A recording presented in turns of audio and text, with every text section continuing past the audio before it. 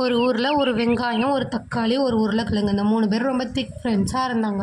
ஒரு நாள் அந்த 3 பேரும் கடலுக்கு குளிக்க போனாங்க. அப்போ சொல்ல கேட்காம அந்த உருளைக்கிழங்கு கடலுக்குள்ளே ரொம்ப தூரம் உருண்டு போனதால் மூழ்கி இறந்து போச்சு. அதை கண்ட தக்காளியும் வெங்காயமும் பீச்சில் புரண்டு அழுதாங்க.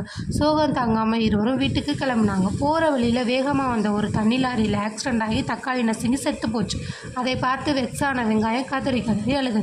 தனியாகி போன வெங்காயம் அழுதுகிட்டே கடவுள்கிட்ட போய், உருளைக்கிழங்கு செத்தப்போ நானும் தக்காளியும் அழுதோம், இப்போ தக்காளி செத்தப்போ நான் மட்டும் அழுதேன், ஆனால் நாளைக்கு நான் செத்தானா எனக்குன்னு அழ யார் இருக்கான்னு கேட்டு ஓன்னு அழுதுச்சு.